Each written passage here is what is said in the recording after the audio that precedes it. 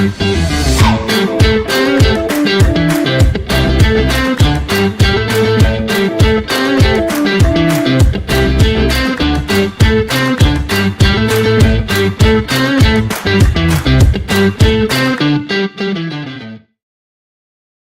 morning. We are live. I have Aaron. Hello. And Tim with me. And Dave retired, so we lost the hammer. I know. Yeah. So now we're back on crypto. This is part 2. And we're talking about temporarily we're going to talk about disadvantages, but disadvantages and advantages of crypto. And I didn't know there were so many advantages. So it's kind of cool. But before I continue, make sure you subscribe. So you get all kinds of updates and tips for productivity in your office, all kinds of stuff. I share lots. And at the end of this video, I'll share with you how to get our free security assessment in case you're worried about the disadvantages of crypto. So tell me that first real quick, and just a real quick. Well, you hear the term in the news all the time, ransomware. We got ransomware in different municipalities or businesses getting ransomed. And what that does is essentially a hacker gets into their system and runs some code, which essentially goes through all their files and puts a passworded lock on their files. So that it's not like it's deleting the data, but they're locked. And then what they do is you give us, X million dollars or whatever it is, and we will give you the password to unlock your files. Problem with that is you're dealing with a hacker who's already doing it illegally in the first place. Like, you're going to trust him, like, I'll give him $1 million, and he'll give you the keys back. They gave me the money. I'm morally obligated now to provide you the password. Exactly. Hey. So there's still no guarantee you're going to get your data. So the best thing is to have a good backup and try to restore to a point before the hackers got on your network. The problem, again, is they're getting smarter, where they'll put this code on there and it'll sit dormant for 6 months, and then it triggers. So now if you wanted to restore, you'd have to go back 6 months, which for most businesses. So you might not even know that somebody's compromised your data until it happened, and there's services we have that can go on the computers and look out for that kind of stuff before it triggers, before the second it gets on there to prevent it from happening. So it's very cool. So that's the main disadvantage you hear with crypto right now, as well as if you have anyone that's trying to probably hear about that more, because everybody likes to talk bad news. And again, it's not financial advice, none of that stuff. But again, absolutely, my disclaimer. My thought is, if anyone's trying to make money with crypto, like by using it as an investment medium, that's the wrong go-to right now, because it is still very volatile. It's a very high risk. I would not invest a ton of money in it and use that as like, oh, I'm going to get rich, investing in crypto. That's not what it's meant for. The underlying code is being used by many programmers to create new technologies and new services that haven't been done before.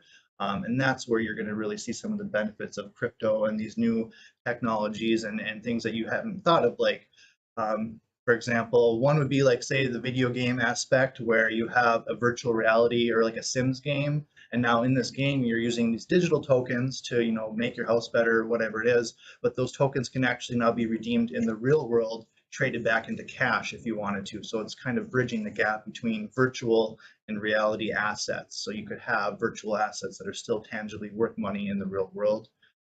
Or if you had, like, back in the day, I played like Magic the Gathering or the Pokemon trading cards, and everyone bought money and all that kind of stuff and played with those.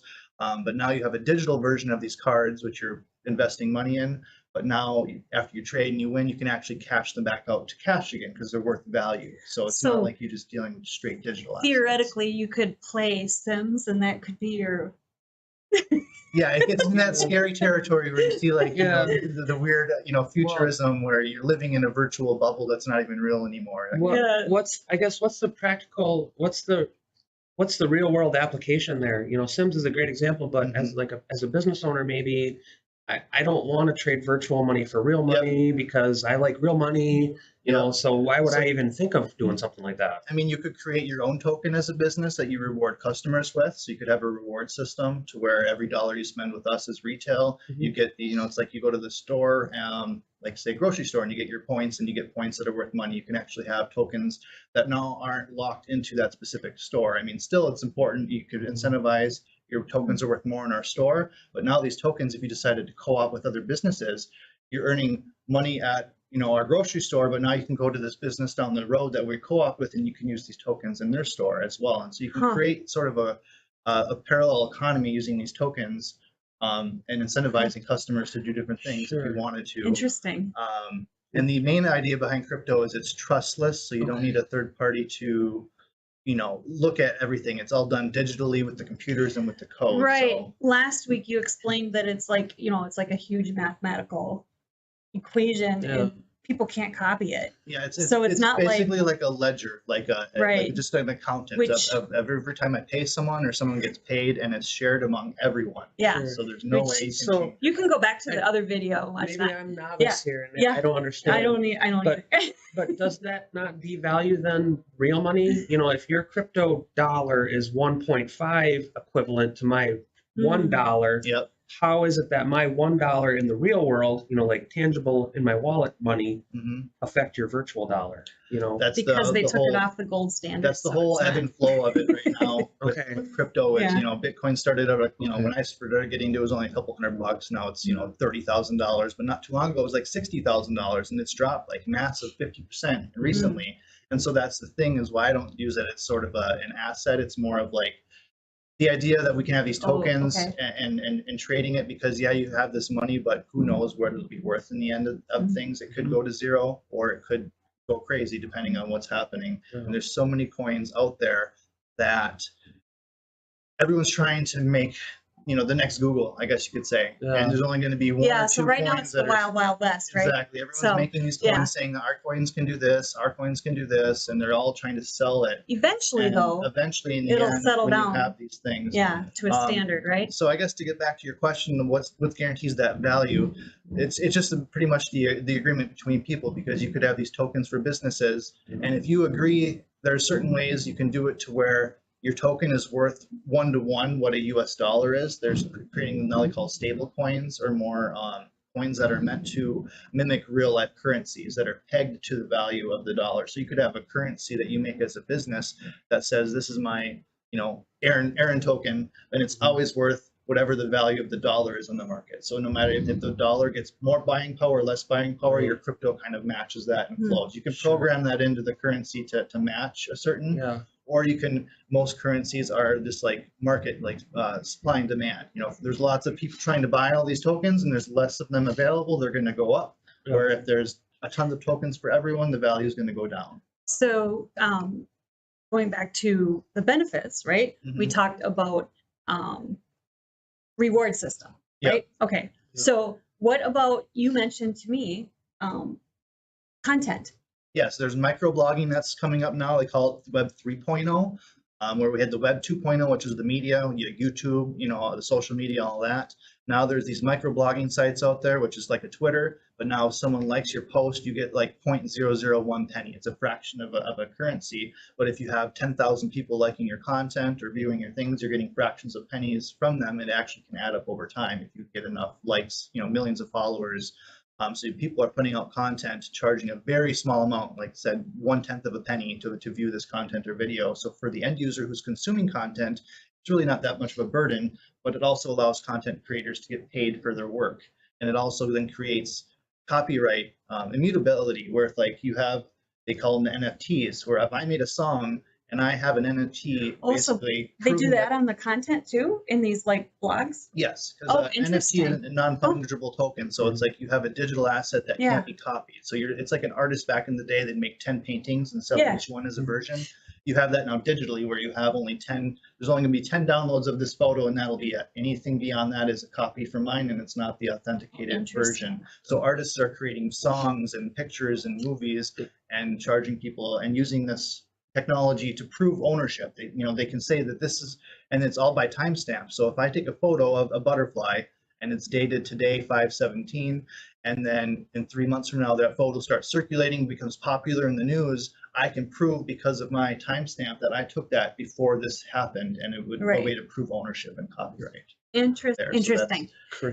So keeping going on that, that little bit of line of thought, you mentioned too that like with charity and Yeah, type. like 501c3 companies and stuff. Right. There's some now that are actually taking payments and making their payments and using a cryptocurrency. So you can see the whole ledger. So you can see every transaction they make, every time Yeah. you donate them $100, it shows up on their ledger. You can see, oh, they got $100 and they spent $50 here and $40 there, and then you can basically ensure that no one's trying to scrape some of the money or any of that stuff you were there with. We're just talking about possible benefits. Right. You know? Right. And then you could also incentivize those 501c3s with extra grants. Hey, you're going to put your financials open for people to scrutinize. We're going to give you some extra money now because you're working on honesty. You know, so I can see you can incentivize certain. If I were a charity or a 501c3 and I were to go into this direction, and you were a community member and you wanted to access my ledger, where would you go? Would you have to go to the website? Nope, it's just a regular clear, like right now you can go to call it Blockchain Explorer. Sure. So you can go to a website, just Google it, and you'll see all the transactions that have ever occurred from blockchain, including the first transaction.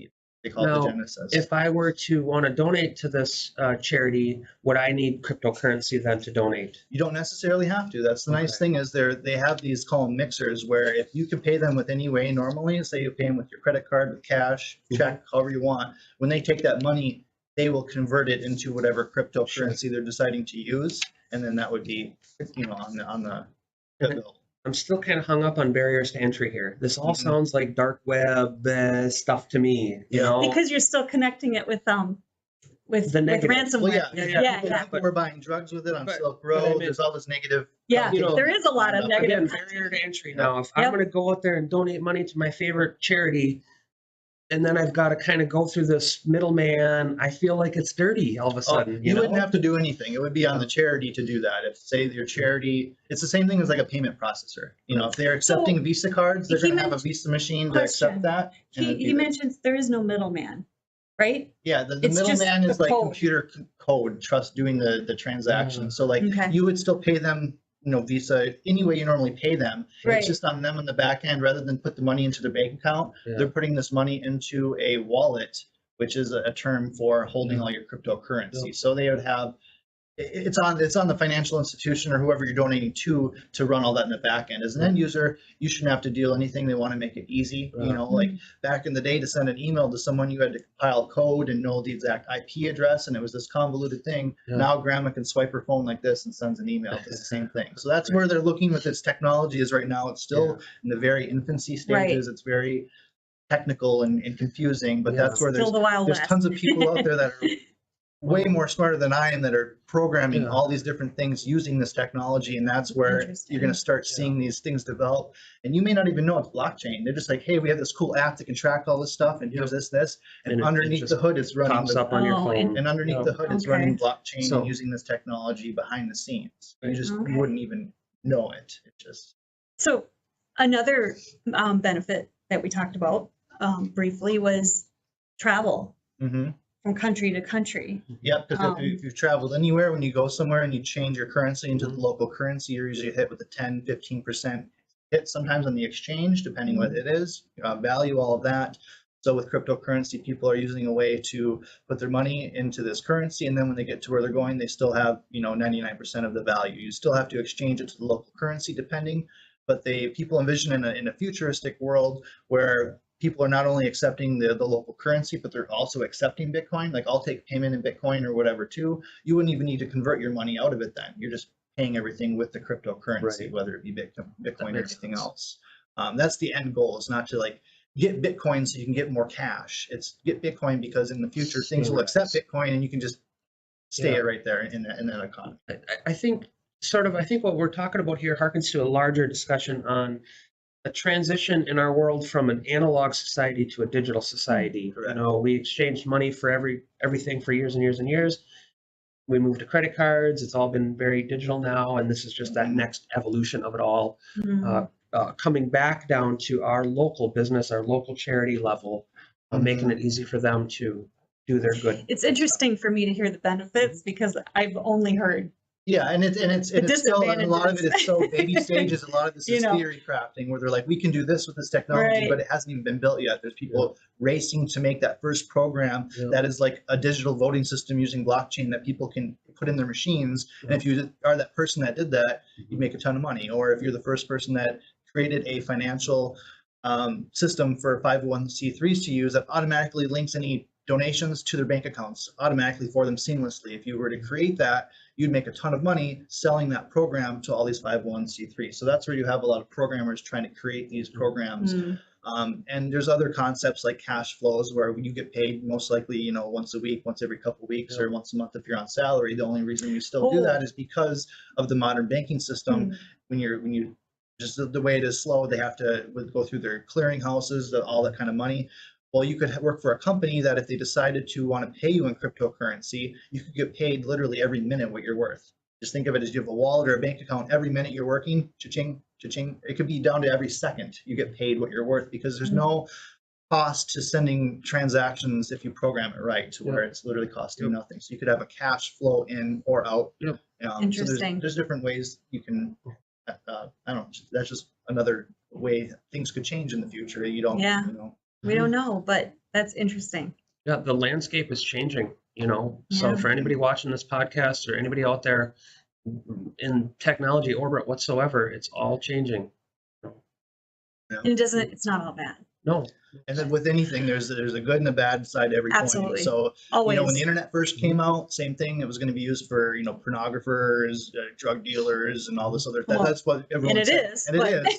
But they didn't see the benefits of social media connecting, everything that's positives happen from that. Same thing with this technology is the bad people are going to be using it to try to lock all your files. Are using it for good. And the good people are trying to improve things in the world with it. Absolutely. So I believe that the good wins. Well, and the good people may not know that there's a ton of bad people out there. That's why you contact DS Tech. To help do good. And I told you we were going to tell you how to get our free assessment, and it is by emailing security@dstech.net. Competitive advantage. Or just sign up for our newsletter, and when you get it, just hit respond. That's probably even easier, right? Are we good? I mean, we kind of kind of all over the place. I start talking crypto. I know I kind of go from topic to topic, and I start speaking faster. He is speaking fast. I wonder if there's a slowdown. I think there is. Yeah, I'll probably do like half the speaking. All right. Well, make it a great day. And you know what our outro is? Our tagline? You know what it is? Me and Dave came up with it. Well, what I know. You got to lean in, and you got to say, trust no one. So, all right. We'll see you next time.